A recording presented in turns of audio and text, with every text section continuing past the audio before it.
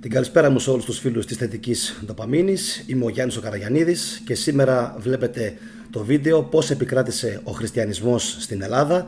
Υπάρχουν πάρα πολλά κανάλια που έχουν κάνει διάφορα βίντεο πάνω σε αυτό το θέμα, κάποια πιο μικρά, κάποια πιο μεγάλα, όπως και ο φίλος ο Τζιμ από το κανάλι Αρχαία Ελληνικά Μυστήρια. Σήμερα όμως θα το πιάσουμε λίγο από την αρχή του το θέμα, λίγο πιο ιστορικά, λίγο πιο θρησκευτικά, πιο ιδεολογικά. Και πιστεύω ότι θα καλύψουμε τα πάντα ό,τι έχει σχέση με την επικράτηση του χριστιανισμού. Αν βλέπετε βίντεο στο κανάλι που σας αρέσουν, κάντε λοιπόν like και φυσικά κοινοποιήστε το σημερινό το βίντεο. Πολλοί μου γράφουν και μου λένε ότι απαξιούν κάποιοι ή φοβάμαι την αντίδραση του κόσμου.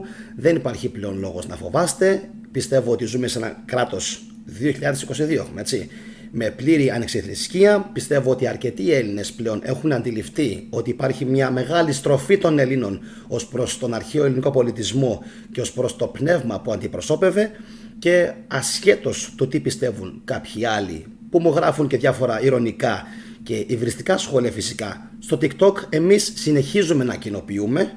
Εγώ προσωπικά απαντώ στους πάντες, δεν αφήνω να πέσει σχόλιο ασχολίαστο, και εδώ στο YouTube αλλά και στο TikTok πουλάω την δική μου την τρέλα, εννοείται. Ειρωνεύομαι όπως με ειρωνεύονται και τους δείχνω το πρόσωπο το δικό τους, κυρίως όχι το δικό μου πρόσωπο. Λοιπόν, καλησπερίζω καταρχάς όλους τους φίλους που έχουν συνδεθεί στο live chat. Όπως ξέρετε, οι εκπομπές μου είναι σχεδόν πάντα ζωντανές. Ζωντανή είναι και η σημερινή και θα ήθελα φυσικά την βοήθειά σας με το chat, την ζωντανή συζήτηση να μην μπουκώνει, για να μπορώ να προλαβαίνω να διαβάζω τα σχόλια τα οποία είναι τα πιο σημαντικά, έτσι. Λοιπόν, σημερινή δημοσκόπηση. Πώς επικράτησε ο χριστιανισμός στην Ελλάδα? Όσοι συνδεθείτε θα ήθελα να ψηφίσετε μία από τις τρεις απαντήσεις. Α. Δια του ξύφους και του θανάτου. Β. Δια της αγάπης και της συγχώρεσης. Ή Γ. Δεν με συμφέρει να απαντήσω. Διάλεξα επίτηδες αυτές τις τρεις απαντήσεις, ειδικά την τελευταία, γιατί ξέρω ότι θα υπάρξει πάρα πολλοί κόσμος ο οποίος δεν θα ήθελε να απαντήσει στο συγκεκριμένο ερώτημα. Υπάρχουν πάρα πολλοί άνθρωποι, κυρίως στους κόλπους της Εκκλησίας, οι οποίοι ξέρουν πάρα πολύ καλά πώς επικράτησε ο χριστιανισμός. Οι πιο γνώστες, μάλιστα, επί του θέματος είναι οι ίδιοι οι άνθρωποι της Εκκλησίας. Οι δε χριστιανοί νομίζω πως έχουν μαύρα μεσάνυχτα για το τι ακριβώς συνέβη, εκείνη την περίοδο. Μαύρα μεσάνυχτα. Πιστεύουν ότι οι Απόστολοι και οι μαθητές του Ιησού πήγαιναν από τόπο σε τόπο, από μέρος σε μέρος, με τα καράβια, ταξίδευαν, έτσι, ανεμοδαρμένοι, έφτασαν εκεί στην Ελλάδα και ξέρω εγώ τι, μας έκαναν χριστιανούς με την αγάπη, με το κήρυγμα, με το Ευαγγέλιο, προς Εφέσιους, προς Κορίνθιους. Δεν στέκουν, παιδιά, όλα αυτά καθόλου. Αυτά όλα είναι άχρηστες πληροφορίες, οι οποίες θα έπρεπε εδώ και πάρα πολύ καιρό να είχαν αναιρεθεί, να μην διδάσκονται, διότι δεν έχουν καμία σχέση με την ιστορική πραγματικότητα. Επαναλαμβάνω, δεν έχουν καμία σχέση με την ιστορική πραγματικότητα. Οι Εβραίοι οι οποίοι ακολούθησαν αυτό το νέο δόγμα που πήγε ο Παύλος να δημιουργήσει, γιατί το νέο αυτό δόγμα, δώστε μερική προσοχή και δείτε καταρχάς όλο το βίντεο, γιατί πιστεύω ότι θα σας βοηθήσει πάρα πολύ να καταλάβετε όλη την εξέλιξη των πραγμάτων. Θα τα λέω αργά, θα τα πω χρονικά όσο μπορώ και θα καταλάβετε κι εσείς καλύτερα από άλλες φορές. Ο Ιησούς, όπως ξέρουμε, δεν έγραψε κάτι. Έγραψαν οι άνθρωποι που ήταν γύρω του. Αυτός ο οποίος τον διέδωσε τον χριστιανισμό σαν δόγμα, σαν κάτι το καινούριο, ήταν ο Παύλος. Αυτός ήταν ο κινητήριος, δηλαδή η κινητήρια δύναμη. Αυτός έκανε τα πάντα, ο Παύλος. Ταξίδια, πήγαινε από πόλη σε πόλη, τουρ, δεν σταματούσε να μιλάει, συνεννόηση με τη Ρώμη. Αυτός. Οι υπόλοιποι οι Εβραίοι που κακώς έχουν κατηγορηθεί έπαψαν να πιστεύουν μόλις 100 χρόνια μετά τον Ιησού. Δηλαδή γύρω στο 120-150 οι Εβραίοι είχαν ξαναγυρίσει στον Ιουδαϊσμό. Και για όσους έχουν την απορία, το έχω πει και θα το ξαναπώ, ότι ο χριστιανισμός, και όσοι θέλετε μπορείτε μετά κάτω στα σχόλια να απαντήσετε σε αυτό που θα σας πω τώρα, ο χριστιανισμός είναι ιουδαϊκή αίρεση. Και το Κοράνι εν μέρη είναι ιουδαϊκή αίρεση, εν μέρη, αλλά ο χριστιανισμός πιο πολύ είναι ιουδαϊκή αίρεση, παρακλάδι. Και είχαν το θράσος αργότερα οι χριστιανοί, έτσι, να μιλάνε για αιρέσεις. Ποιοι? Αυτοί που ήταν η πρώτη αίρεση του Ιουδαϊσμού. Δεν βγάζει φυσικά νόημα, κι όμως αυτό συνέβη. Οι ίδιοι Εβραίοι συνέχισαν τον Ιουδαϊσμό και ο χριστιανισμός επεκτάθηκε από τις ανατολικές επαρχίες, έτσι, της Ρωμαϊκής Αυτοκρατορίας, άρα μιλάμε για την Ασία, στον ελλαδικό χώρο. Τώρα, για να πάρουμε τα πράγματα από την αρχή, διότι έχουμε να πούμε σήμερα πάρα πολλά και έχουμε να διαβάσουμε πάρα πολλά. Καλησπέρα καταρχάς και στην Λίτσα τη Βλάχου και στον Σοκράτη τον Κάτση. Γεια σας παιδιά, ελπίζω να είστε καλά. Γεια σου Κάγκουρα. Λοιπόν, θα τα λέω όσο πιο αργά μπορώ, γιατί πρέπει να δώσουμε και μια ιστορική έμφαση στα γεγονότα. Ο χριστιανισμός δεν επικράτησε καταρχάς από τη μια μέρα στην άλλη. Ο χριστιανισμός επίσης πρέπει να ξέρετε ότι δεν γεννήθηκε από το πουθενά. Σκεφτείτε ότι Πελοποννησιακός πόλεμος, η διάδοχη του Μεγάλου Αλεξάνδρου, η πτώση της Ελλάδας το 146 π.Χ., 88 μέχρι 85 π.Χ. οι τελευταίοι πόλεμοι που έκανε ο Μηθριδάτης με την Ρώμη και τον Σύλλα, οι οποίοι στοίχησαν πάρα πολύ στους Έλληνες. Αυτοί οι 4 πόλεμοι, υπήρχαν και άλλοι φυσικά πάρα πολλοί, αυτοί όμως οι 4, κυρίως αυτές οι 4 χρονικές στιγμές στοίχησαν στους Έλληνες πάρα πολύ. Και όσοι δείτε αργότερα το βίντεο μπορείτε φυσικά να καταλάβετε ότι μας στοίχησε σε ψυχοδυναμικό, μας στοίχησε σε πολιτισμό, οικονομία, εμπόριο, και όλα αυτά βοήθησαν στην άνοδο της Ρώμης και στην πτώση του ελληνισμού. Βλέπουμε τους Έλληνες, ειδικά τα πρώτα ρωμαϊκά χρόνια, μιας και η Αθήνα ειδικά, η Αθήνα, έτσι, θεωρείται μια περιοχή η οποία δεν είναι πάρα πολύ έφορη. Σκεφτείτε πόσο έφορη είναι, για παράδειγμα, η Λάρισα, ο κάμπος ας πούμε της Λάρισσας, έτσι. Η Αθήνα δεν θεωρείται μια έφορη γη. Ο κόσμος λοιπόν εκεί τότε κυριολεκτικά λιμοκτονούσε, ψοφούσε της πείνας. Και όχι μόνο εκεί, και σε υπόλοιπες περιοχές της Ελλάδας υπήρχε πάρα πολύ πείνα. Και όλο αυτό βοήθησε τι? Το να μην μπορούν οι Έλληνες να έχουν τα βασικά.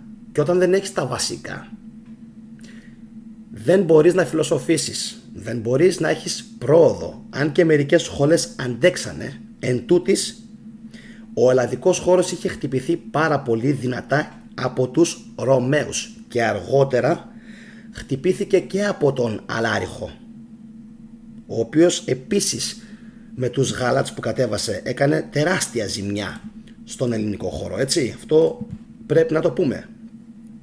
Λοιπόν, όπως καταλαβαίνετε, ένας τέτοιος χώρος καταστραμμένος κυριολεκτικά και διαλυμένος και διαιρεμένος δεν μπορούσε με τίποτα να αντέξει, με τίποτα όμως, τις ρωμαϊκές πιέσεις και τους αυτοκράτορές της. της Ρώμης, διότι κάποια στιγμή αυτοί, ειδικά ο Μέγας Κωνσταντίνος, άρχισαν σιγά σιγά να βλέπουν ότι αυτό το κίνημα άρχισε να παίρνει δύναμη, πολιτική δύναμη. Δηλαδή τι, είχε απήχηση στον λαό, που στον αμόρφωτο λαό, που στον φοβισμένο λαό. Σας θυμίζει αυτό κάτι? Τους σημερινούς. De facto είναι ακριβώς το ίδιο πράγμα.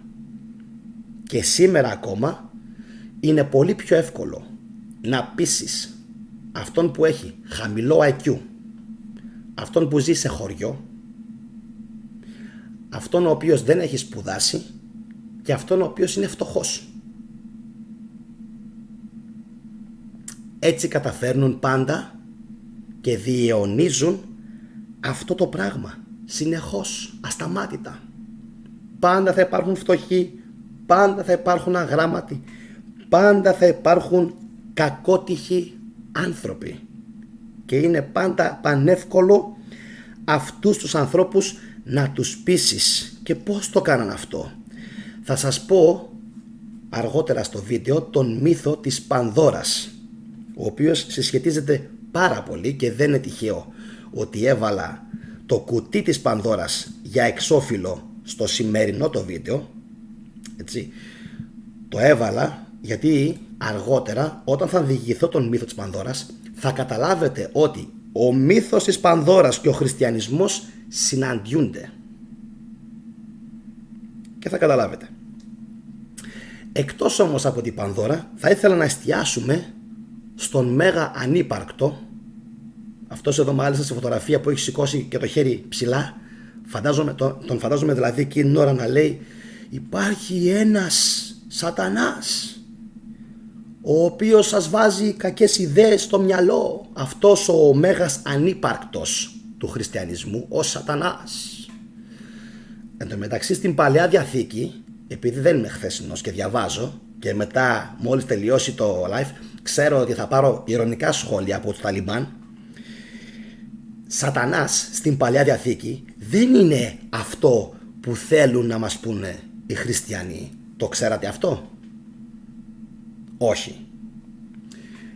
Αναφέρεται πολλές φορές η λέξη σατανάς και όμως δεν δηλώνει αυτό το «ον» με τα κέρατα, το κακό και ούτω καθεξής.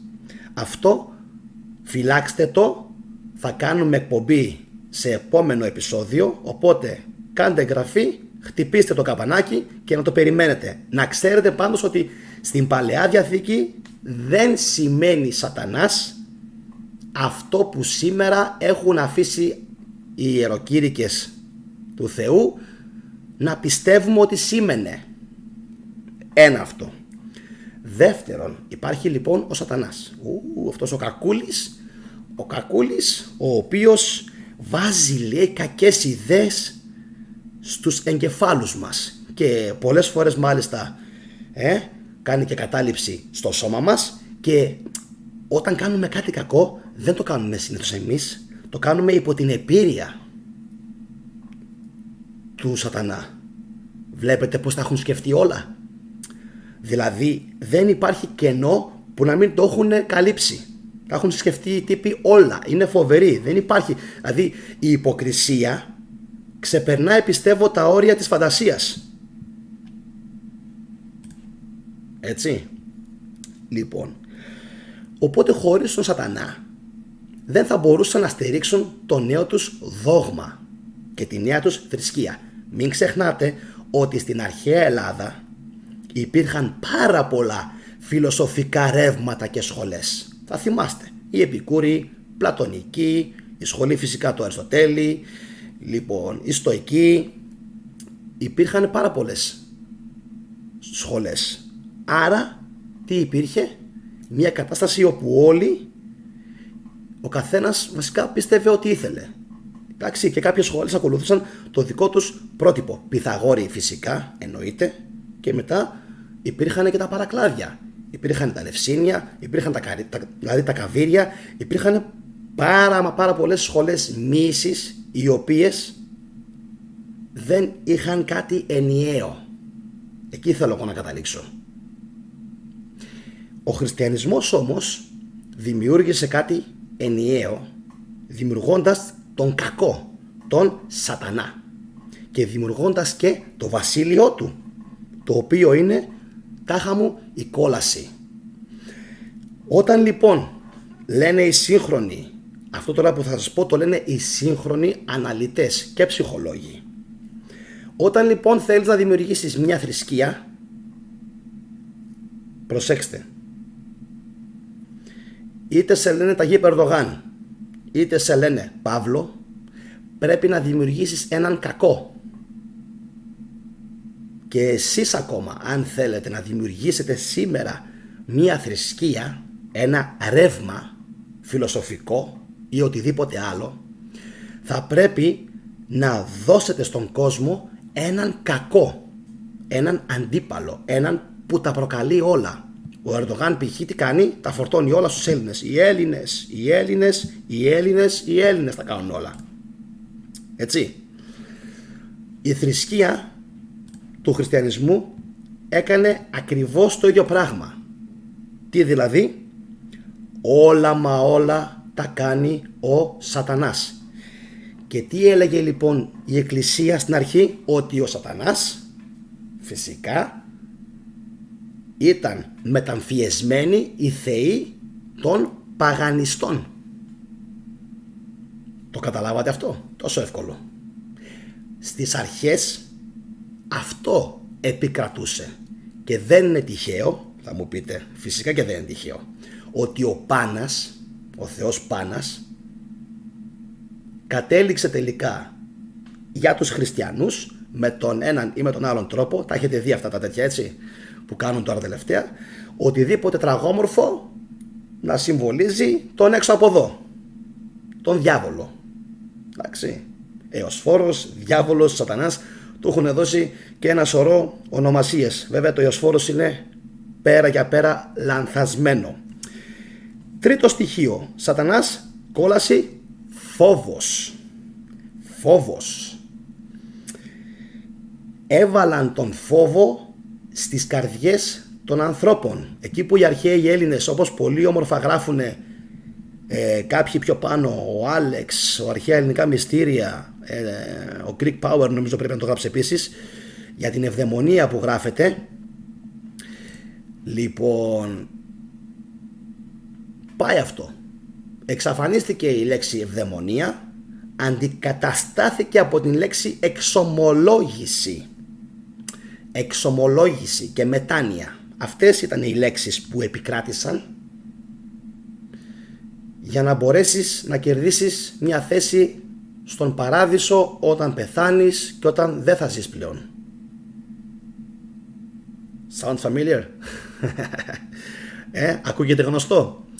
Αυτό ακριβώς είναι το concept το οποίο χρησιμοποίησαν οι χριστιανοί για να μπορέσουν να επιβληθούν. Θεωρώ ότι ήταν ό,τι πιο εύκολο. Δηλαδή 2-3 πράγματα, σατανάς, κόλαση, φόβος και από την άλλη εξομολόγηση, μετάνοια, και κλέβουμε όλα τα αρχαία μυστήρια. Επαναλαμβάνω, όλα τα αρχαία ελληνικά μυστήρια τα κλέβουμε όλα, και τα Αιγυπτιακά μέχρι και τα Ιρανικά.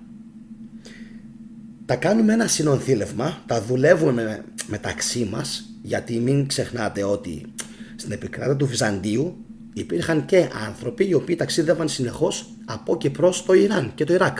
Οπότε υπήρχαν και στη Φινίκη. Οπότε υπήρχαν πάρα πολλές επαφές με αυτούς τους πληθυσμούς, με αποτέλεσμα τι? Τα έθιμα να πηγαίνουν έρχονται.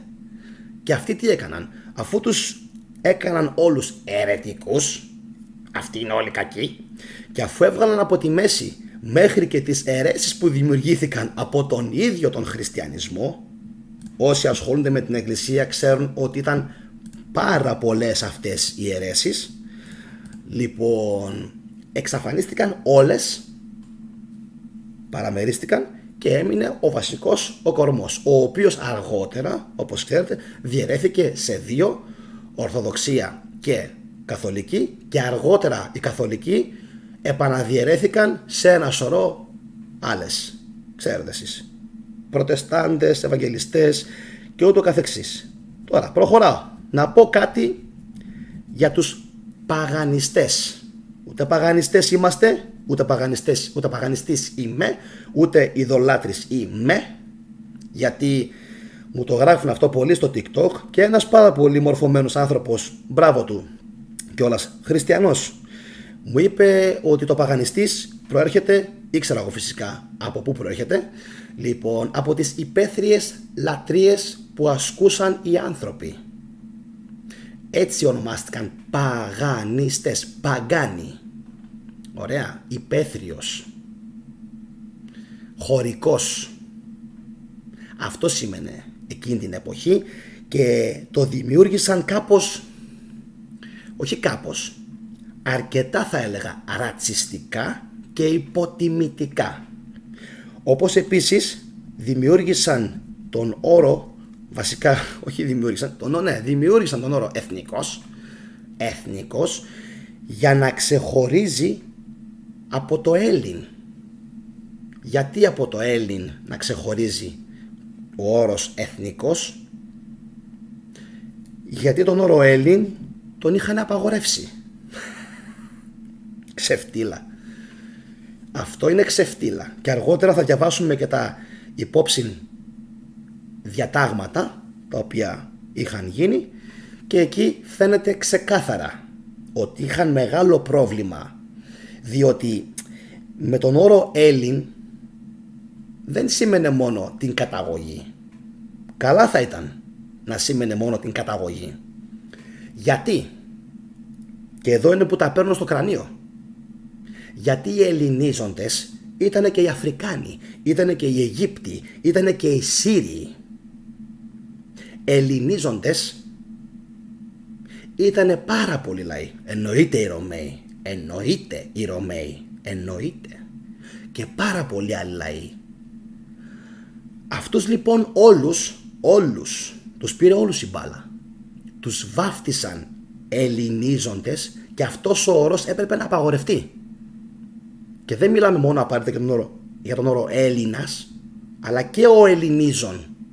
Δηλαδή ο Ελληνίζων θεωρήθηκε αυτός ο οποίος ψάχνει, διαβάζει, κριτικάρει, μορφώνεται, πηγαίνει σε φιλοσοφικές σχολές, πηγαίνει σε Ολυμπιακούς αγώνες. Αυτά έπρεπε να κοπούν όλα, μαχαίρι, όλα. Δεν έπρεπε να μείνει τίποτα από όλα αυτά στη συνείδηση και την μνήμη του κόσμου.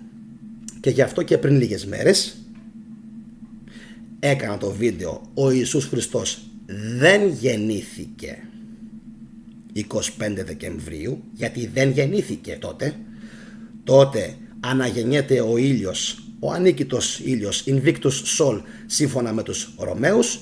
Τότε υπήρχαν όλες οι γιορτές των αρχαίων θρησκειών και λατριών.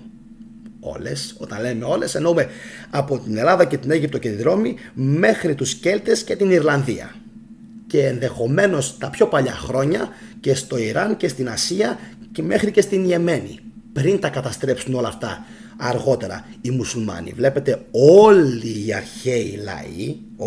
αρχαίοι λαοί ήταν συνεννοημένοι. Όλοι οι αρχαίοι λαοί είχαν εμπόριο, είχαν κοινή σχεδόν συνείδηση του τι σημαίνει φύση και τι σημαίνει ήλιος και τι σημαίνει αναγέννηση. Και αυτοί οι άνθρωποι αυτά τα είχαν ασπαστεί από κοινού, βλέπετε, και τα λάτρευαν ταυτόχρονα. Ήρθαν όμως μετά τα δύο παρακλάδια του Ιουδαϊσμού και τα διέλυσαν όλα. Και να πω κάτι ακόμα, ο Ιουδαϊσμός, που μερικοί τους κατηγορούν, δεν πρόλαβε να κάνει. Μπορεί να ήθελε να κάνει κακά, αλλά δεν πρόλαβε να τα κάνει. Τα έκανε ο χριστιανισμός στη θέση του. Και αργότερα φυσικά οι μουσουλμάνοι. Λοιπόν, τώρα θα σας διηγηθώ τον μύθο της Πανδώρας, πώς σχετίζεται με τον χριστιανισμό, και νομίζω ότι στο σημείο αυτό είναι καλό να κάνουμε έτσι δηλαδή μια μικρή παρενθεσούλα και να πω σε όλους τους συνδρομητές ότι αύριο το βράδυ θα κάνουμε ένα πάρα πολύ ωραίο βίντεο η ώρα 10:30. Είναι το βίντεο μια αληθινή ιστορία του Λουκιανού, οι αρχαίοι Έλληνες στο φεγγάρι, όπου ο Λουκιανός διηγείται μια φανταστική διήγηση και έναν πόλεμο ανάμεσα σε κατοίκους του φεγγαριού και του ήλιου. Θα είναι ένα πάρα πολύ ωραίο βίντεο, οπότε μην το χάσετε, να το παρακολουθήσετε. Μέχρι και εγώ ίδιος το αναμένω έτσι με πάρα πολύ ζέση, και το καμπανάκι ξέρετε εσείς για να σας έρθει η ειδοποίηση. Λοιπόν, αφού έκανα αυτή την παρένθεση, προχωράω στον μύθο της Πανδώρας.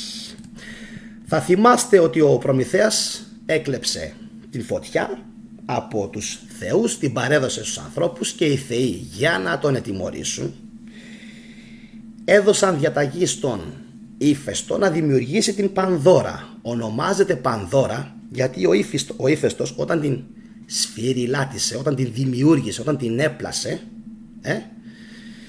λοιπόν, πήρε από όλες τις χάρες των θεών. Τι είναι αυτό? Πήρε από το DNA των θεών, τον Δία, τον Ερμή, λοιπόν, την Αθηνά, και όλα αυτά τα δώρα τα δώρισε στην Πανδώρα. Ωραία. Και δημιουργήθηκε Πανδώρα. Προειδοποιήθηκε φυσικά ο Προμηθέας από έναν θεό και του είπανε, πρόσεξε, μην την ακουμπήσεις, μην της δώσεις αέρα, είναι επικίνδυνη. Έλατε όμως που η ίδια η προειδοποίηση δεν έφτασε στον αδερφό του, τον Επιμηθέα, και κάπως έτσι απελευθερώθηκαν από το κουτί της Πανδώρας όλα τα κακά. Θα θυμάστε. Γιατί έβαλα εξώφυλλο το κουτί της Πανδώρας και γιατί σας λέω αυτόν τον μύθο? Γιατί είναι αυτό ακριβώς που έκαναν οι χριστιανοί, και πιστεύω ότι θα σοκαριστείτε, αλλά είναι λες και αυτός ο μύθος είχε δημιουργηθεί από τους αρχαίους Έλληνες, σε εισαγωγικά πάντα, προφητικά για τον χριστιανισμό. Και ξέρετε γιατί? Θα σας πω γιατί. Λοιπόν, μέσα στο κουτί της Πανδώρας ο Δίας είχε κλείσει τα γυρατιά, τις ασθένειες, τον πόλεμο, τις διαμάχες, τη συκοφαντία, τη μηχανογραφία, τη ζήλια, το φθόνο, τις έγνοιες, το άγχος, τα πάντα. Ωραία. Όταν αυτά απελευθερώθηκαν, όπως ξέρετε, έμεινε μέσα μόνο ένα πράγμα. Και όταν λέω αυτά απελευθερώθηκαν, είναι σαν να απελευθερώθηκαν μαζί με τον χριστιανισμό. Ο χριστιανισμός ήρθε και είναι λες και απελευθέρωσε, άνοιξε το κουτί της Πανδώρας και απελευθέρωσε όλα τα κακά και πέσανε πάνω στην ανθρωπότητα. Η λεκάνη της Μεσογείου επί 1200, 1300, 1400 χρόνια δεν μπορούσε να αναπνεύσει. Ήτανε αδύνατον να αναπνεύσει.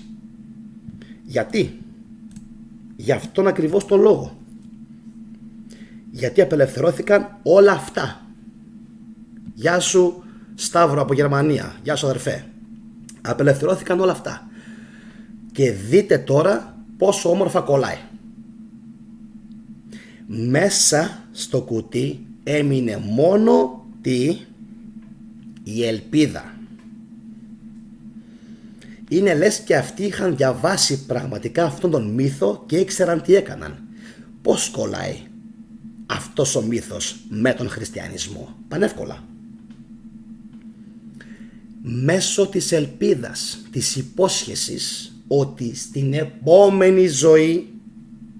επόμενη ζωή, αν υπομείνεις όλα σου τα μαρτύρια και όλους τους πόνους, θα ανταμυφθείς. Απίστευτο.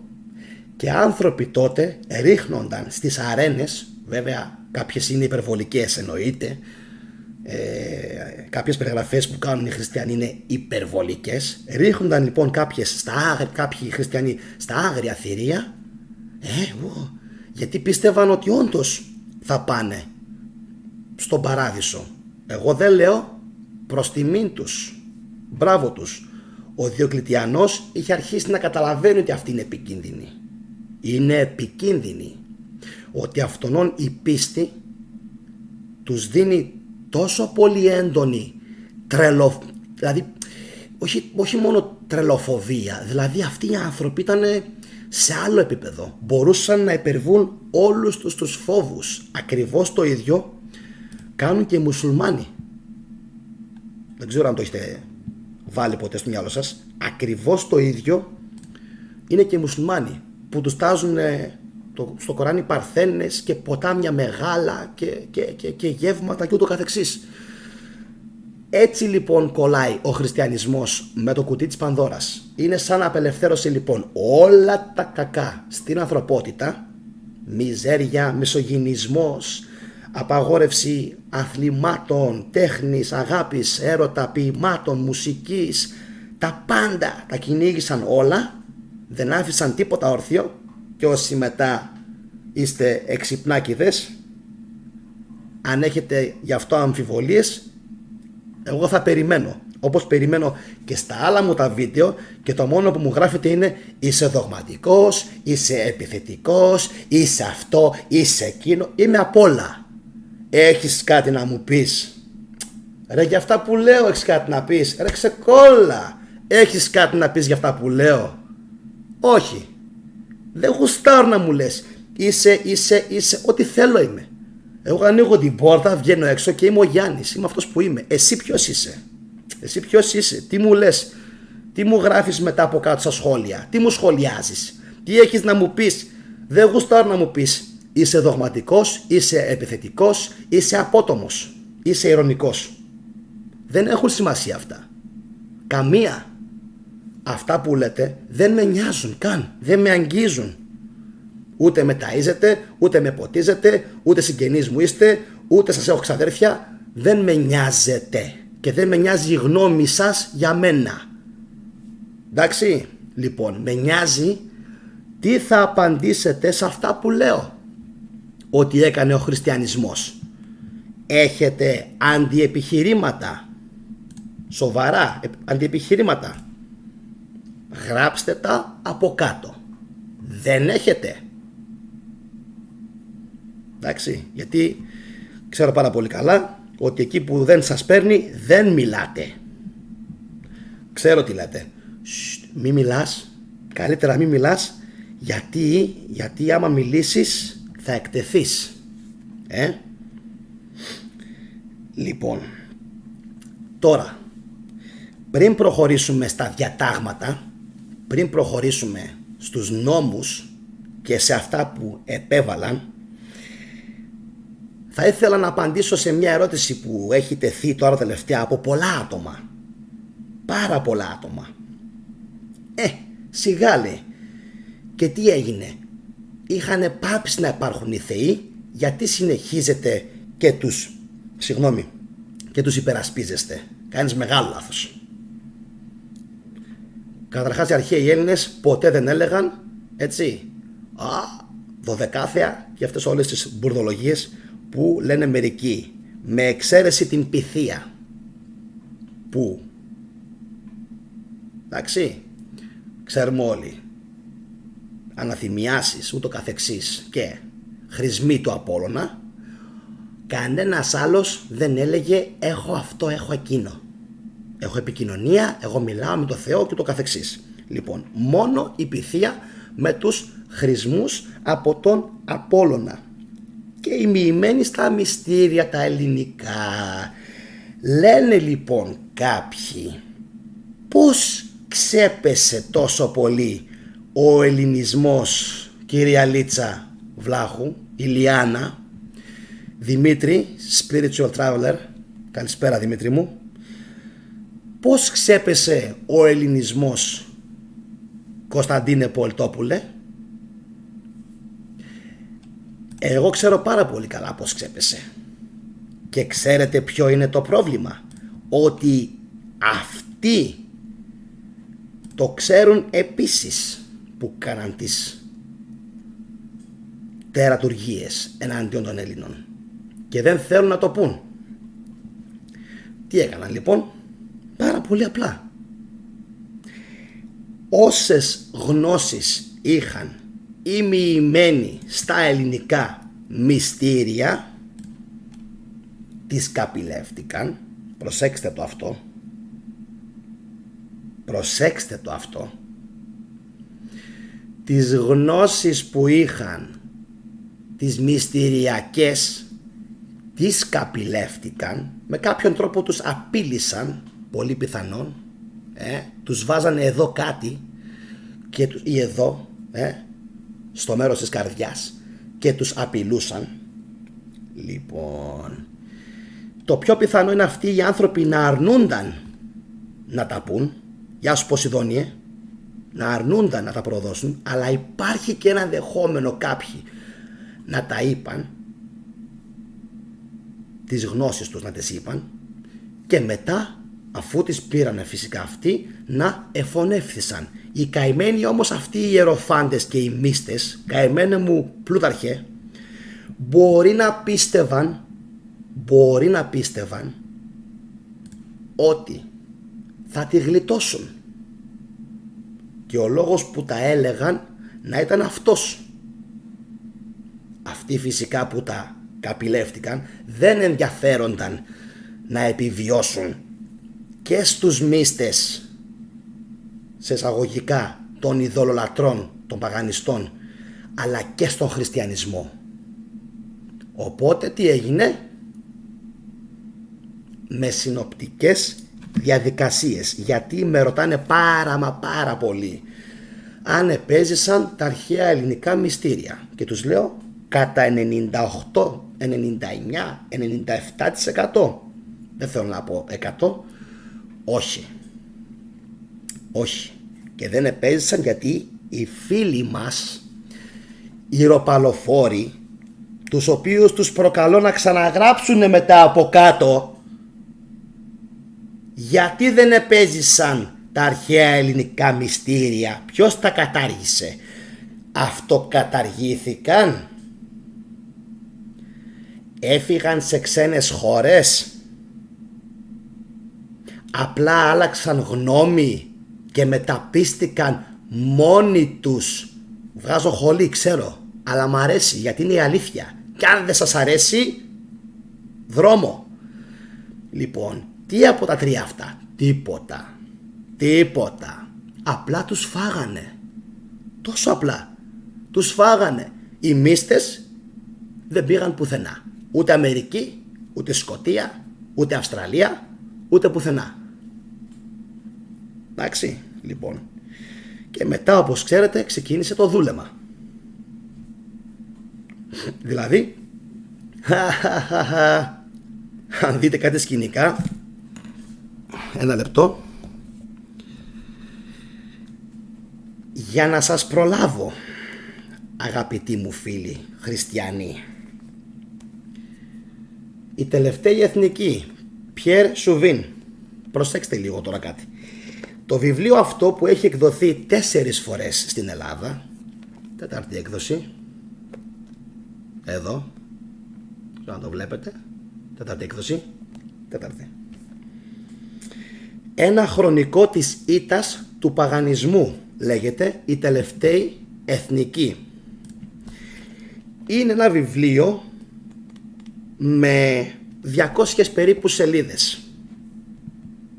Λοιπόν, υπήρχε κανένας λόγος να το γράψει ο Πιέρ Σουβίν αυτό το βιβλίο?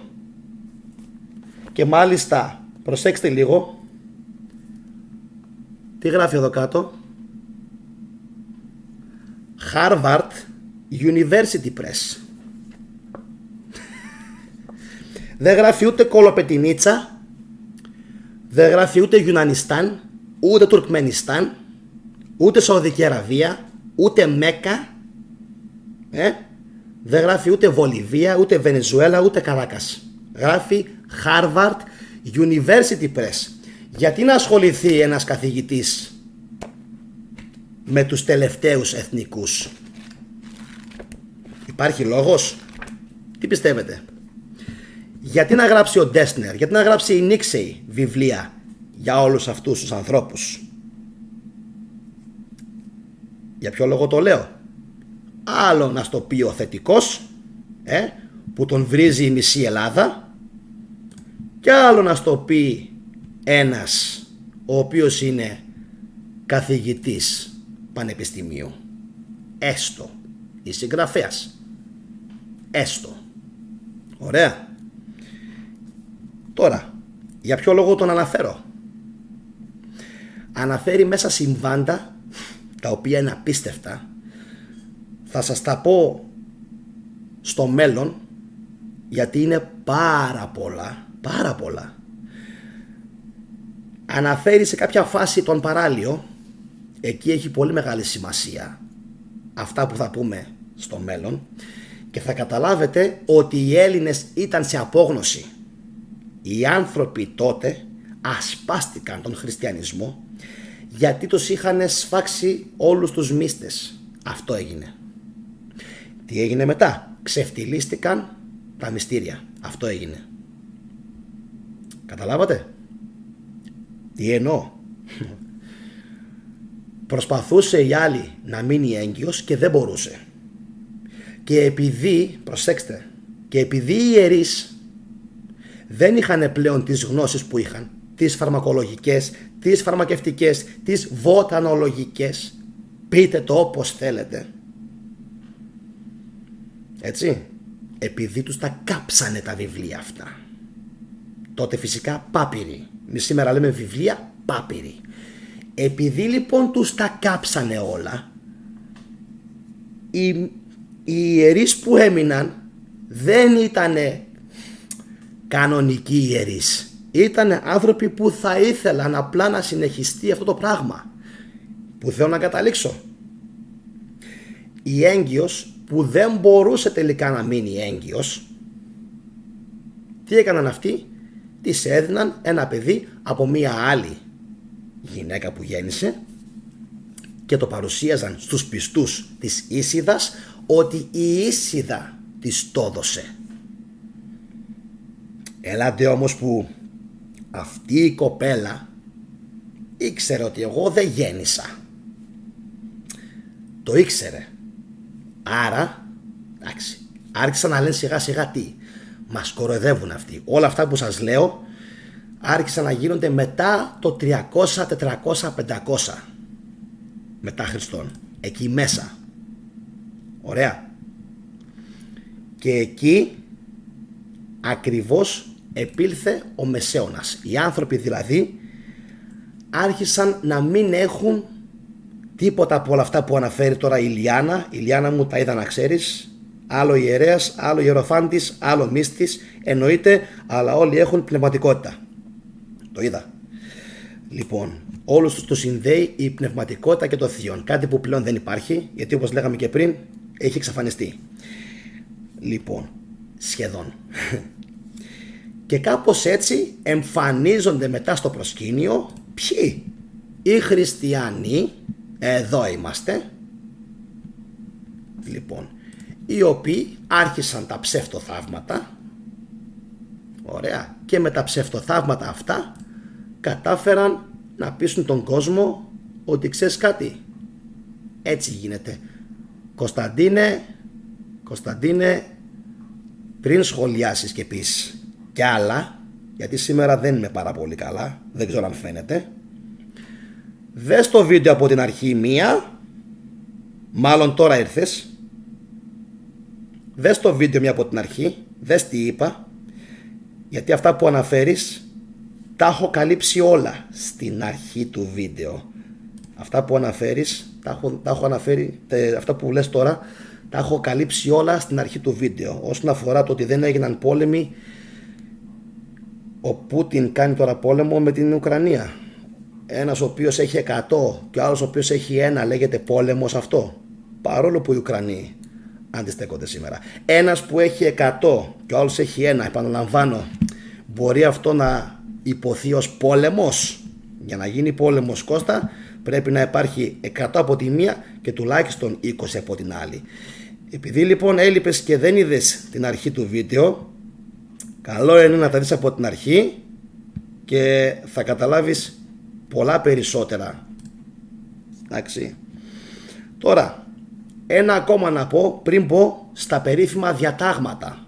Ένα ακόμα θέλω να πω πριν πω στα περίφημα διατάγματα, κώδικες και ούτω καθεξής. Καπηλεύτηκαν τους ιερούς τόπους.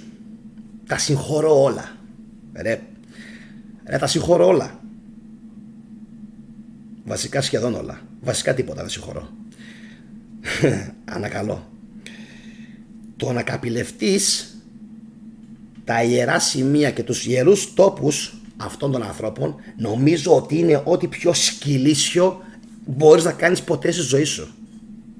Και το λέω με τόση τρέλα, τόσο μένος, με κεφαλαία, γιατί νομίζω ξεπερνάει μέχρι και τα ζώα. Είμαι σίγουρος γι' αυτό. Έρχεσαι, προσβάλλεις, λες ότι όλα τα βιβλία τους είναι για κάψιμο. Κρατήστε μόνο αυτό, τη βίβλο, την Αγία Γραφή.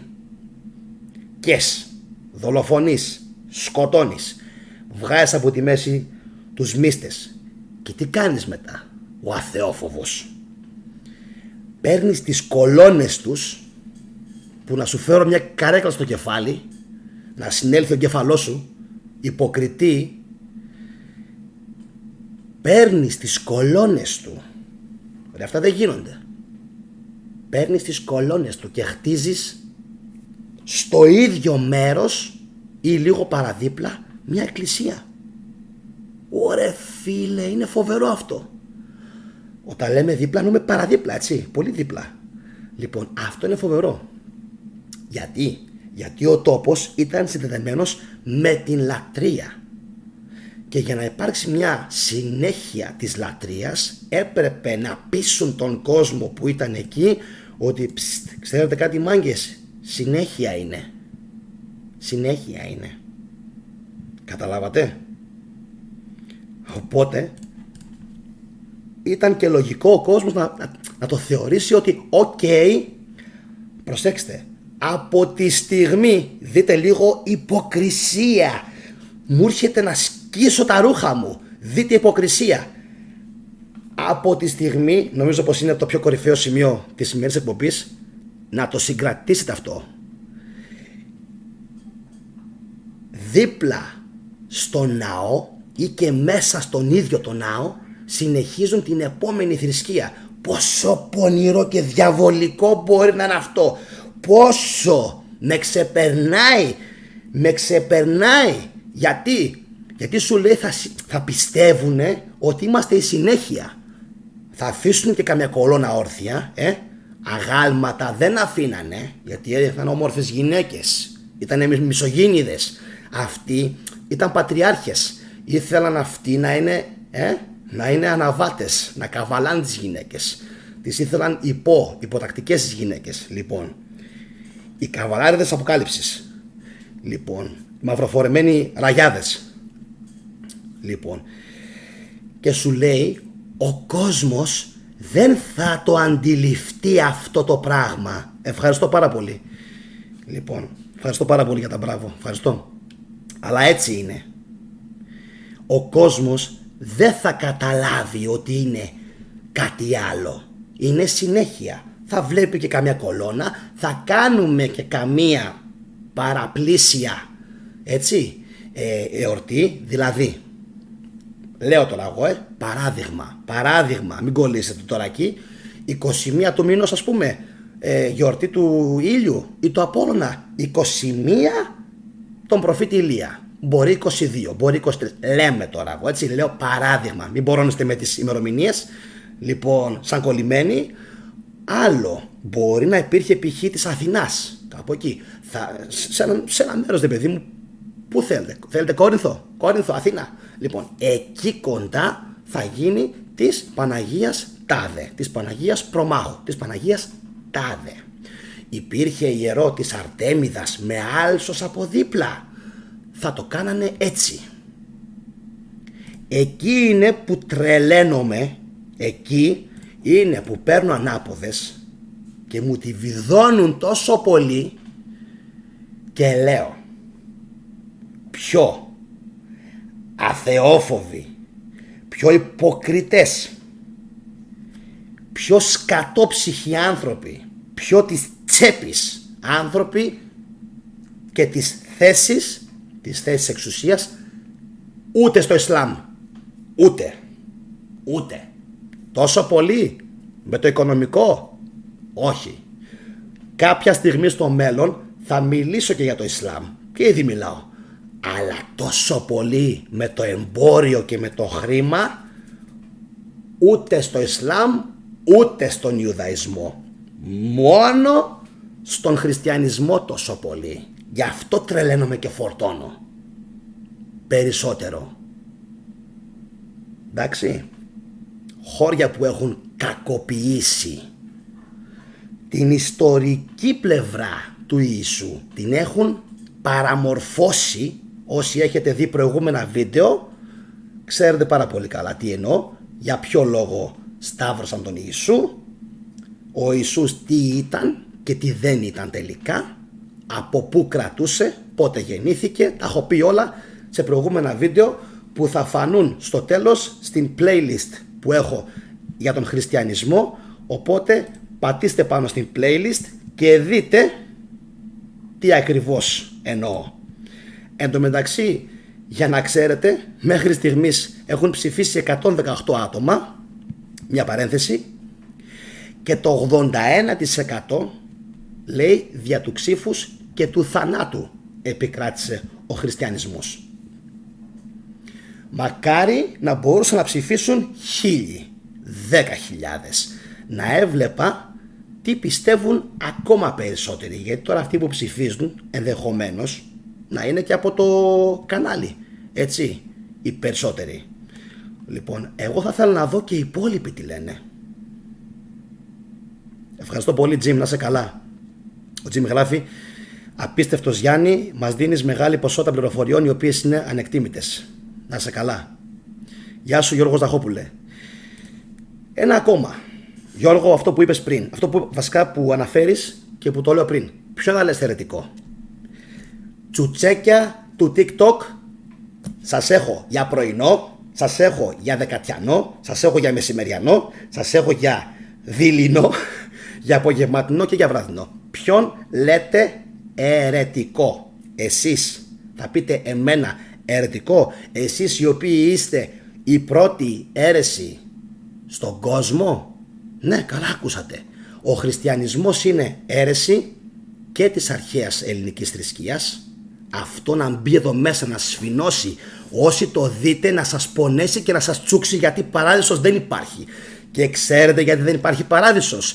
Γιατί η θρησκεία σας είναι ψεύτικη, είναι φτιαγμένη και πλασμένη και έχει πέσει φουλ αντιγραφή από την αρχαία Ελλάδα, 1, από την αρχαία Αίγυπτο, 2, και από την αρχαία θρησκεία του Μηθραϊσμού, 3. Καθίστε λοιπόν εδώ πάνω, καθίστε φρόνημα, και στο TikTok που είστε και πολλές, γιατί άντρες εσείς δεν είστε, στο TikTok που είστε και πολλές εσείς οι κυρίες και με λέτε αιρετικοί είστε εσείς και τα μούτρα σας. Εσείς είστε οι πρώτοι αιρετικοί του πλανήτη Γη. Το καταλαβαίνετε? Εσείς είστε οι πρώτοι αιρετικοί. Οι πρώτοι. Δεν υπήρχαν πριν από εσάς άλλοι. Ακόμα και όταν επλάστη το 12ο, έτσι, έφυγε κάτι άλλο, εντελώς σχεδόν. Εντάξει, εντελώς. Δημιουργήθηκαν εντελώς νέα πράγματα από τους Έλληνες. Για όσους έχουν διαβάσει, και επειδή μερικοί διαβάζετε μόνο Ηρόδοτο και λέτε ότι είναι εισαγωγή από τους Αιγύπτιους, αλήθεια. Πώς οι Αιγύπτιοι δεν έχουν κανέναν μύθο για τον Δία? Καθίστε εδώ πάνω. Πώς οι Αιγύπτιοι δεν έχουν κανέναν μύθο παρόμοιο για την Αθηνά? Καθίστε ξανά εδώ πάνω. Πώς οι Αιγύπτιοι δεν έχουν κανέναν απολύτως μύθο για τον Ερμή, για τον Απόλλωνα? Θέλετε να μάθετε γιατί? Θα σας το πω και αυτό. Ωραία. Αν και αυτό είναι λίγο μυστικό και δεν πρέπει να διαρρεύσει, αλλά θα σας το πω. Ελάτε λίγο πιο κοντά, ελάτε. Λοιπόν, τώρα μην κάνετε στοφωνή έτσι. Ελάτε. Ξέρετε ποιοι έφτιαξαν την ελληνική θρησκεία? Θα το κάνουμε κάποια στιγμή ένα special, αλλά σήμερα θα σας το πω, γιατί αν δεν το πω θα σκίσω τα ρούχα μου. Με έχει πιάσει σήμερα τρέλα και μανία. Λοιπόν, την αρχαία ελληνική θρησκεία δεν την πήραν οι Έλληνες από κανέναν, και β την έφτιαξαν οι Ίωνες της Μικράς Ασίας.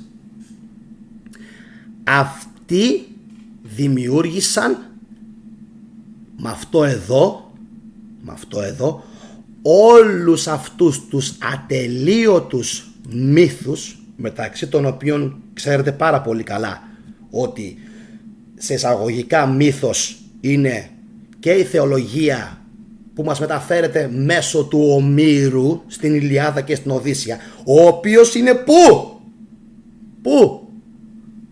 Πάλι στη Μικρά Ασία, πάλι στους Ίωνες. Πάλι καθίστε εδώ πάνω ότι δεν είναι από την Αίγυπτο, επειδή το λέει ο Ηρόδοτος. Ο Ηρόδοτος είναι ένας ο οποίος έχει κάνει πολλά λάθη και έχει πει πολλές αρλούμπες. Έχει πει και πάρα πολλά καλά πράγματα, αλλά έχει κάνει και κάποια πολύ μεγάλα λάθη. Και στα λάθη αυτά πάνω πάτησαν κάποιοι ανθέληνες για να μας παρουσιάσουν τάχα μου το 12θεο ως εισαγωγή. Και σας το ξαναλέω, πού είναι η μύθη του Δία στην Αίγυπτο? Πού είναι? Μιλάνε οι Αιγύπτιοι για τον Θρύξο, για την Έλλη? Μιλάνε για την Ευρώπη? Όχι φυσικά. Αυτά σας παραδίδω στα χέρια του mythologist, να πάτε να τον δείτε. Να πάτε να δείτε όλους τους μύθους που έχει πει και έχει συλλέξει αυτός ο άνθρωπος που έχει το κανάλι στο YouTube. Να πάτε να τον δείτε. Αν μπείτε στην αρχική μου σελίδα, για να μην ταλαιπωριέστε, και πάτε τέρμα κάτω, θα βρείτε τα κανάλια τα οποία σας προτείνω. Ένα από αυτά είναι φυσικά και ο mythologist, τον οποίον τον θεωρώ κορυφή, μαζί με Ναυσίνο, ομηρικό κύκλο και φρικτορίες πάνω σε αυτό που κάνουν. Εγώ από όλους αυτούς διαφέρω γιατί με διακατέχει μανία και είμαι διαφορετικός. Εγώ τα λέω έξω από τα δόντια, εγώ δεν χαϊδεύω κανέναν, εντάξει, και τα λέω όλα όπως είναι. Συνεχίζουμε και φτάνουμε στους νόμους, στους κώδικες και στα διατάγματα των αθώων. Θέλω σήμερα να καίγεστε οι χριστιανοί, να σας τσούζει και να σας πονάει γιατί είστε υποκριταριά, και θέλω μετά να δω από κάτω τι θα έχετε να πείτε. Φυσικά όσοι θα βρίζετε θα παίρνετε σουτ κατευθείαν απόκρυψη χρήστη από το κανάλι, εννοείται αυτό. Λοιπόν, και όλοι οι υπόλοιποι θα ήθελα να σας δω τι θα απαντήσετε σε αυτόν τον κόλαφο πληροφοριών που σήμερα μεταδίδω. Για να σας δω. Όλοι οι υπόλοιποι, οι οποίοι με βλέπετε πρώτη φορά, εννοείται εγγραφή στο κανάλι και θα τα λέμε κάθε φορά στα live, στις εκπομπές. Λοιπόν, είσαστε έτοιμοι για το β' μέρος? Έχουμε φτάσει σχεδόν 1 ώρα εκπομπής. Λοιπόν, πάμε. Βυζάντιο, το χρονικό του εκχριστιανισμού των Ελλήνων δια της βίας, δια της απόλυτης βίας, δια της συγκεντρωτικής και κρατικής βίας. Οι πληροφορίες που σας δίνω είναι από το esnews.gr και στην περιγραφή του σημερινού του βίντεο τέρμα κάτω έχω τον σύνδεσμο που θα σας στείλει να διαβάσετε όλες τις πληροφορίες. Εγώ θα δανειστώ μόνο ένα μικρό κομμάτι για να καταλάβετε τι ακριβώς παίχτηκε. Εν τω μεταξύ ο Γρηγόρης λέει όποιος δεν πατήσει το like θα το πέταξω έξω. Φοβερός. Ωρε Γρηγόρη. Λοιπόν, να σε καλά επαρχηγέ. Πάμε λοιπόν κύριε υπασπιστά, πάμε να δούμε πώς διέπραταν ασέβεια του ελληνισμού οι Έλληνες. Κορυφαίος ο Βλάσης Ρασιάς, με όλα αυτά τα οποία είχε γράψει, είχε κάτσει ο άνθρωπος και είχε βάλει με χρονολογική σειρά όλα όσα έκαναν. Και ξέρετε τι απαντάνε τα τσουτσέκια, οι υποκριτές, οι χριστιανοί? Βάζει ο άνθρωπος από το 300 μέχρι το 900 όλους τους νόμους. Βάζει φυσικά τέρμα κάτω και παραπομπές. Και ξέρετε οι αθεόφοβοι τι γράφουν? Αφού είναι αθεόφοβοι, όταν δεν έχουν τι να πούν, αυτό κάνουν. Πονηριές, υπεκφυγές και ψευτομαγκές. Τι λένε λοιπόν? Ωραία τα λες, πηγές έχεις? Ρε αμόρφωτε, ρε κανίβαλε, οι πηγές είναι οι ίδιοι χριστιανοί. Αυτό γκολ 1-0. Πάμε πάλι με το κινητό.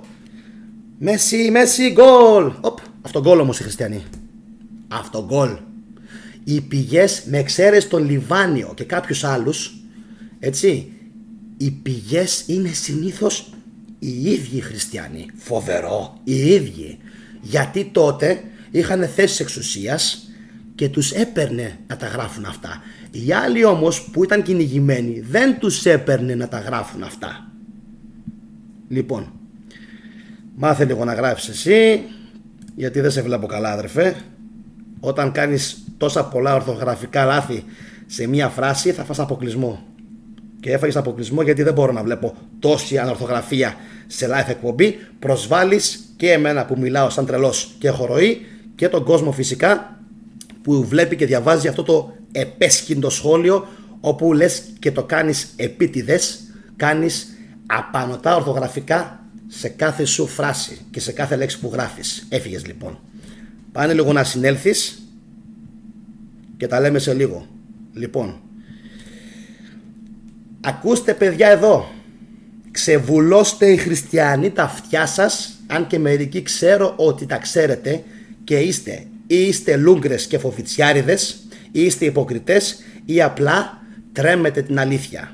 Εντάξει, να μην φοβάστε όμως, να μην είστε λούγκρες, να μην, και όταν λέω λούγκρες ξέρετε εσείς για ποιο λόγο το λέω, τα σκάνδαλα που έχουν ξεσπάσει τώρα τελευταία και που υπήρχαν πάντα. Εντάξει, ξέρετε εσείς τι εννοώ, πολύ καλά. Πάμε. Πάρτε λοιπόν υπογλώσσια, χριστιανοί και Έλληνες, ελληνίζοντες, πάρτε υπογλώσσια και ακούστε.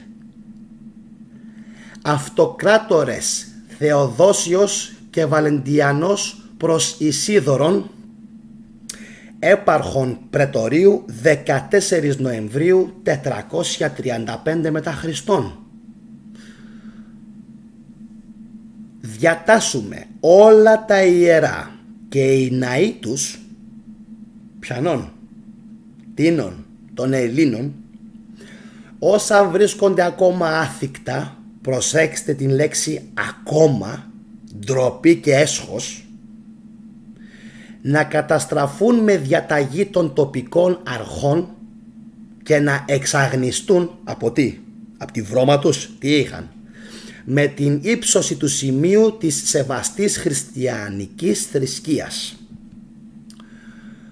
Αν με επαρκείς αποδείξεις ενώπιον ικανού δικαστή εμφανιστεί κάποιος που έχει παραβλέψει αυτόν τον νόμο, θα τιμωρηθεί με την ποινή του θανάτου. Αυτό τώρα το σχόλιο, αυτό ας πούμε τώρα που διάβασα, όσοι είστε Ταλιμπάν, κάντε το πίσω και ξαναπαίξτε το. Κάντε το πίσω και ξαναπαίξτε το. Γιατί ο εγκέφαλός σας, επειδή έχει πάθει λοβοτομία άπειρες φορές από αυτά που έχουν πει και έχουν προπαγανδίσει κάποιοι, μην το προσπεράσετε έτσι εύκολα μόνο μία φορά. Ακούστε το 5-6 φορές, γιατί δεν θα καταλάβετε τι λέει. Το σημείο που αναφέρει αν με επαρκείς αποδείξεις ενώπιον ικανού δικαστή εμφανιστεί κάποιος, ξέρετε τι σημαίνει, έτσι? Αν πήγε ο γείτονας και είπε αυτός εκεί ξέρω ότι έχει μέσα στο σπίτι του αγαλματίδιο της Θεάς Αθηνάς. Αυτή είναι η απόδειξη. Αυτή είναι η απόδειξη. Και εγώ λέω το έχει. Θάνατος. Λοιπόν, συνεχίζουμε. Ιουστινιάνιος κώδικας 1.11, Αυτοκράτορ Κωνσταντιος Α προς Σταύρο, έπαρχον του Πρετορίου, Δεκέμβριος 534 μετά Χριστόν. Να κλείσουν όλοι οι ναοί σε όλες τις πόλεις και σε όλους τους τόπους της οικουμένης. Αν κάποιος με οποιαδήποτε δύναμη παραβεί, εννοεί σε παρένθεση αυτόν τον νόμο, θα τιμωρηθεί πως? Με αποκεφαλισμό. Αγαπητοί εν Χριστώ αδελφοί χριστιανοί,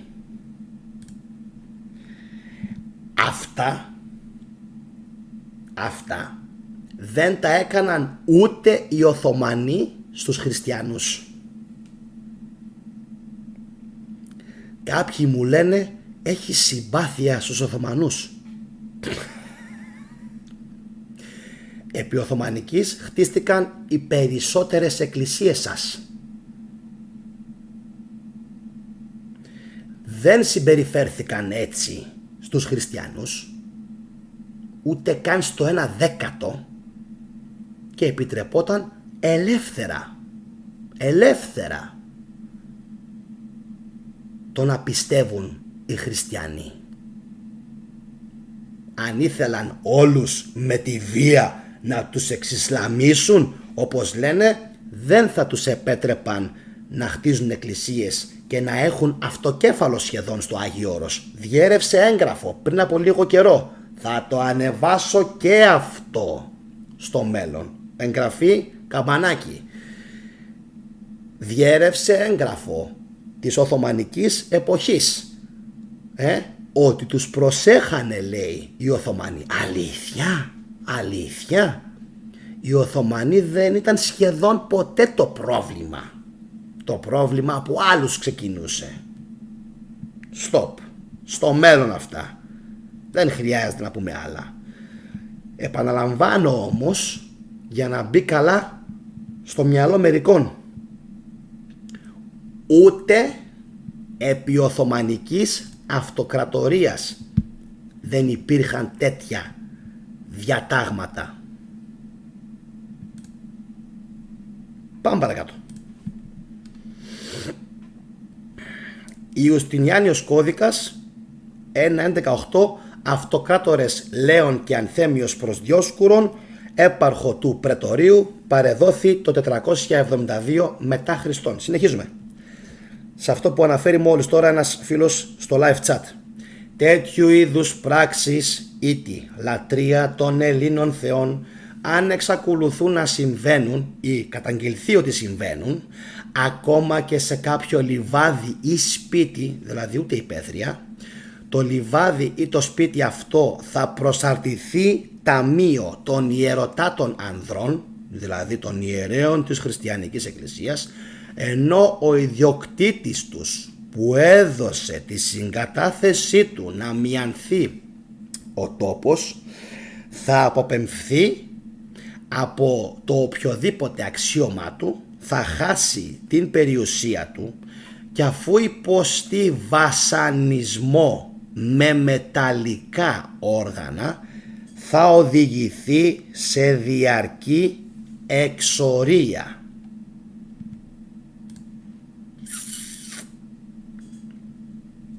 Δημοκρατικά πράγματα. Συνεχίζουμε. Δημοκρατικά πράγματα.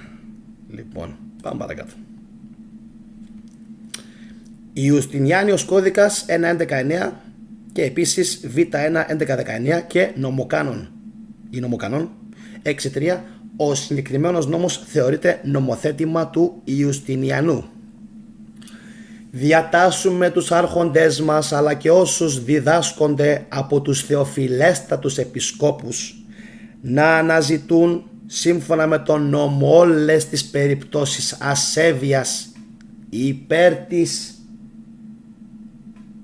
ελληνικής θρησκείας,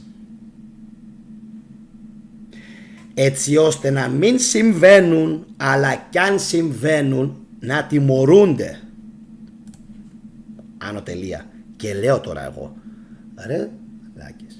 ρε, αυτά που τα ακούτε εσείς που βλέπετε μετά το βίντεο, τι φάση εδώ μέσα, τι παίζει, παθαίνετε κανένα κεφαλικό ή όχι? Όχι, ασυγκινητή ζωά, μουλάρια, τι φάση ρε εσείς? Δεν έχω και τίποτα να σπάσω τώρα εδώ τριγύρω μου. Ρε πάτε καλά, πάτε καλά. Εσείς τώρα θέλετε να λέγεστε Ελληνοχριστιανοί? Πάτε καλά?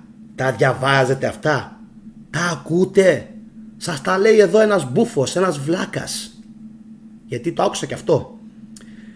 Εσύ, λέει, με έγραψε ένας, δεν θα πω το όνομά του, όχι επειδή φοβάμαι, επειδή μετά μου το γύρισε λίγο. Εσύ και οι 10.000 βλάκες που σε ακολουθούν. Σήμερα είναι 10.000, μπορεί σε 5 χρόνια να είναι 100.000. Πάλι θα είναι βλάκες. Και να σου πω και κάτι, αν είναι, είμαι κι εγώ μαζί τους βλάκας.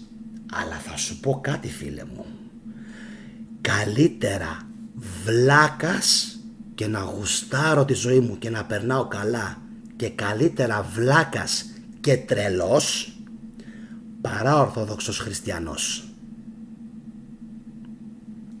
Εντάξει, που δεν θεωρώ ότι είναι βλάκες οι άνθρωποι που με ακολουθούν.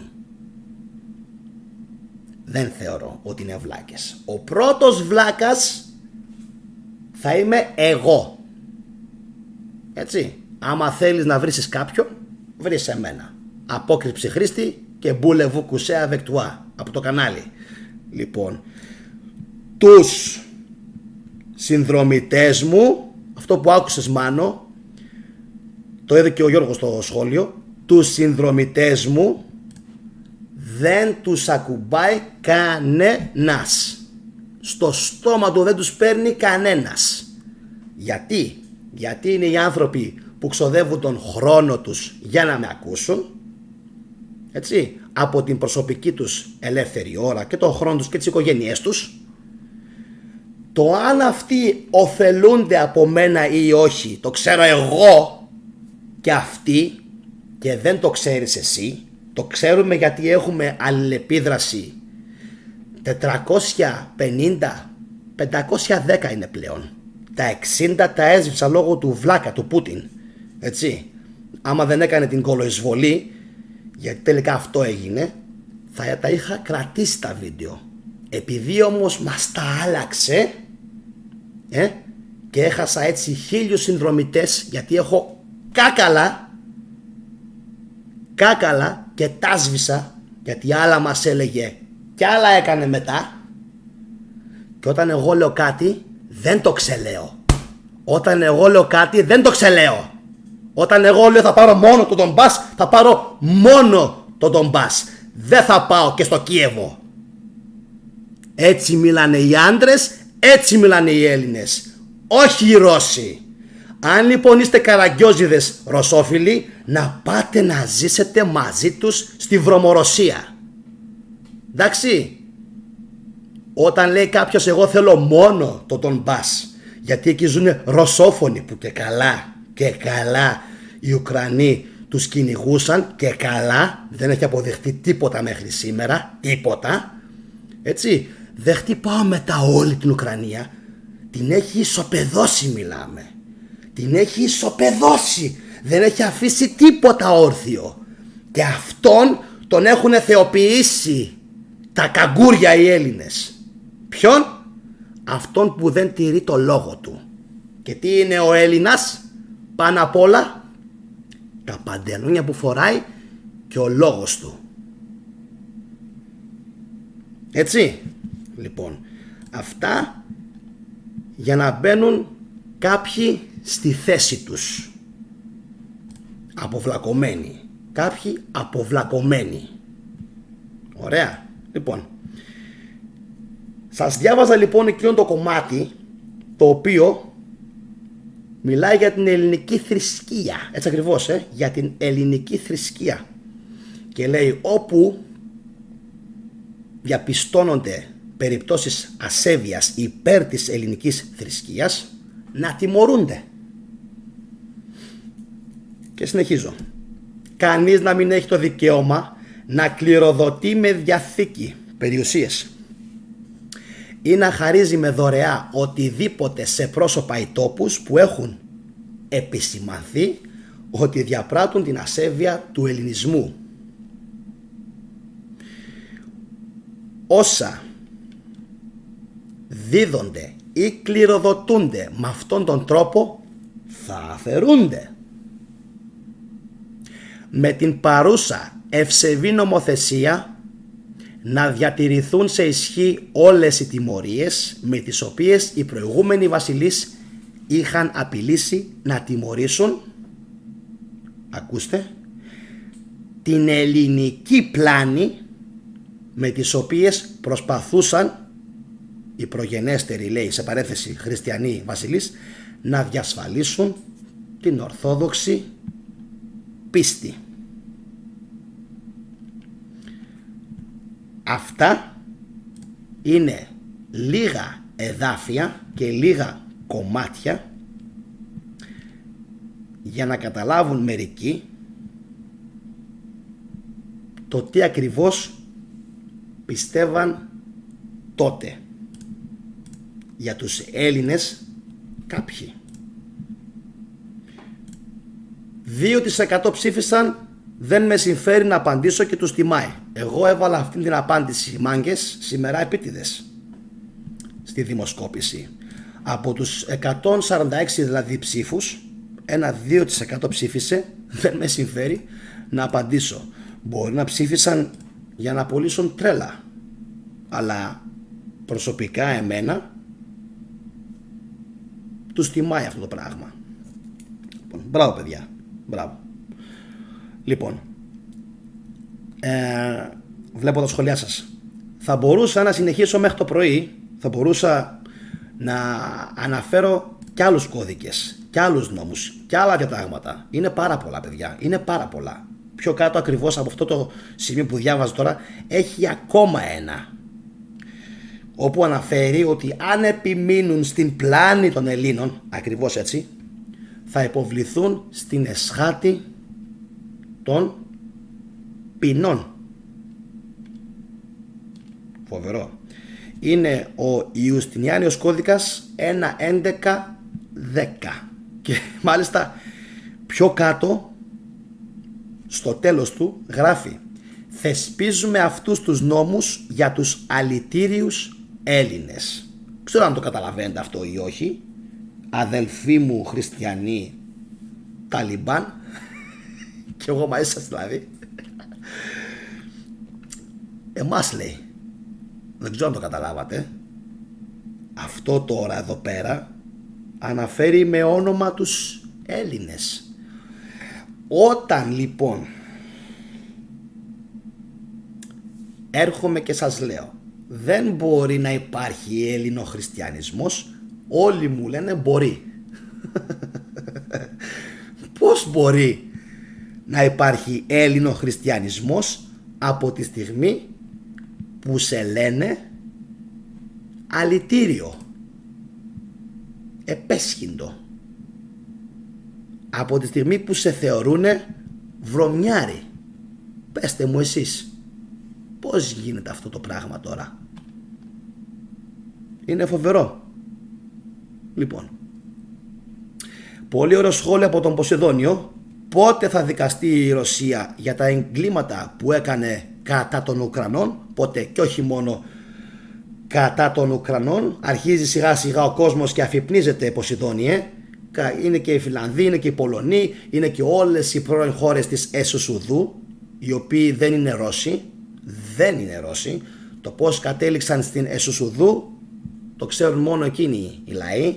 Μεγάλη ιστορία, άστο, για μελλοντικά βίντεο. Αυτό δεν μας παίρνει να το πούμε στο σημερινό, αλλά δείχνει, επαναλαμβάνω για άλλη μια φορά, ότι αυτοί οι άνθρωποι ξέρουν μόνο ένα πράγμα: υποκρισία. Έτσι. Λοιπόν, Jim, δεν ξέρω πόσα άτομα βλέπουν το live και θέλουν να βγάλουν την κακία τους. Εγώ εδώ είμαι. Τους περιμένω είτε τώρα είτε μετά στα σχόλια. Βέβαια σου είπα, Jim, στα σχόλια μετά δεν σχολιάζουν ποτέ ή σχεδόν ποτέ το βίντεο. Υπάρχουν κάποιες πολύ φωτεινές εξαιρέσεις, οι οποίοι και ωραία γράφουν, έτσι, και σωστά με επιχειρήματα προσπαθούν να τα πούν, αν και δεν τα καταφέρουν, εννοείται, γιατί εγώ είμαι και λίγο έτσι ένα λίγο σφινωμένη βίδα, ένα. Δεύτερον όμως, τους σέβομαι και μπράβο τους, αλλά αυτή είναι το 2 με 5%. Το 95% των ορθόδοξων χριστιανών που μου απαντάνε δείχνουν και εδώ και στο TikTok την αξία τους, την ψυχή τους και τον χαρακτήρα τους. Το ποιοι πραγματικά είναι. Χολή, πράσινο, χολή. Γιατί όμως? Γιατί ακούνε κάτι πρώτη φορά στη ζωή τους. Ακούνε κάτι πρώτη φορά στη ζωή τους και τους εξοργίζει. Μα γιατί αυτός να με ξεβολεύει? Εγώ καλά ήμουνα τόσο καιρό με αυτήν την ιδέα. Τώρα γιατί πετάγεται ο θετικός και λέει ο Ιησούς Χριστός δεν γεννήθηκε 25 Δεκεμβρίου? Ρε αδερφέ, δεν μας παρτάς, λέω εγώ. Αυτά αλλά πού τα μάθες? Λοιπόν, καταλάβατε? Αυτά για σήμερα. Λοιπόν, νομίζω ότι σας κάλυψα. Όπως σας είπα και στην μέση του βίντεο, αύριο το βράδυ θα παραμονή πρωτοχρονιάς 22 και 30 ζωντανή εκπομπή με θέμα οι αρχαίοι Έλληνες στο φεγγάρι, μια αληθινή ιστορία του Λουκιανού. Λοιπόν, το καμπανάκι φυσικά για να μην το χάσετε, όπως σας έχω καρφιτσώσει και το μήνυμα. Νομίζω ότι θα γίνει ένα πάρα πολύ ωραίο live, μια πάρα πολύ ωραία εκπομπή και εγώ ίδιος την περιμένω πώς και πώς. Θα διαβάσουμε το κείμενο, το οποίο είναι, πιστέψτε με, πάρα πολύ σύνθετο και πάρα πολύ δύσκολο, αλλά θα τα καταφέρουμε. Λοιπόν, δεν έχω να σας πω κάτι άλλο, παιδιά. Ευχαριστώ πάρα πολύ για τον χρόνο σας που παρακολουθήσατε το σημερινό το βίντεο. Όταν τελειώσει το live, γράψτε μου κάτω στα σχόλια τη γνώμη σας, τι πιστεύετε, σας άρεσε, δεν σας άρεσε? Οκ, ήμουν σήμερα λίγο παραπάνω ενθουσιώδης και παρορμητικός. Λογικό είναι, γιατί μιλάμε για θανάτους Ελλήνων και εγώ με τους θανάτους των Ελλήνων έτσι γίνομαι. Δεν παίζω κομπολόι, τρελαίνομαι, γίνομαι πιο αυστηρός, γίνομαι πιο επιθετικός, γιατί δεν σηκώνω μίγα στο σπαθί μου για ελληνικές ψυχές που φεύγουν. Γιατί κάποιες μάνες τις γεννάνε αυτές τις ψυχές, κάποιοι άνθρωποι ζορίστηκαν για να τους μεγαλώσουν και έρχονται κάποιοι και τους αφαιρούν το δικαίωμα της ζωής, γιατί είναι πιο πολλοί και πιο μάγκες από αυτούς. Ευχαριστώ όλους για τα καλά σας τα λόγια που γράψατε στο chat. Ευχαριστώ όλους επίσης που με διευκολύνατε με τα σχόλιά σας. Ήταν πάρα πολλά τα σχόλια, δεν σας προλάβαινα παιδιά κυριολεκτικά. Όταν κλείσω το live θα αφήσω όπως πάντα 3-4 παραθυράκια, ξέρετε εσείς, με βίντεο και με playlist που σας προτείνω, και σας προτρέπω φυσικά να παρακολουθήσετε τα επόμενα βίντεο. Like λοιπόν παιδιά, τι άλλο να σας πω, κοινοποίηση. Το σημερινό το βίντεο νομίζω πως πρέπει να κοινοποιηθεί, πρέπει να μαθευτούν αυτές οι αλήθειες. Δεν ξέρω στο Facebook αν οι σελίδες το δεχτούν, γιατί είναι ένα πάρα πολύ δυναμικό βίντεο και ξέρουμε όλοι ότι μερικοί λίγο έτσι πάνε πάσο σε αυτά. Αλλά όπως σας είπα, κάντε ό,τι γουστάρετε. Αν θέλετε κάντε κοινοποίηση, στείλτε το στο μέσο Viber σε όποιον πιστεύετε ότι είναι ανοιχτόμυαλος και θα πιστεί από αυτά που σας αναφέρω στην εκπομπή. Καλό βράδυ σε όλους, καλή συνέχεια, τα λέμε αύριο το βράδυ 22:30 πάλι στη θετική τρελή ντοπαμίνη. Καληνύχτα, καλή ξεκούραση. Γεια σας.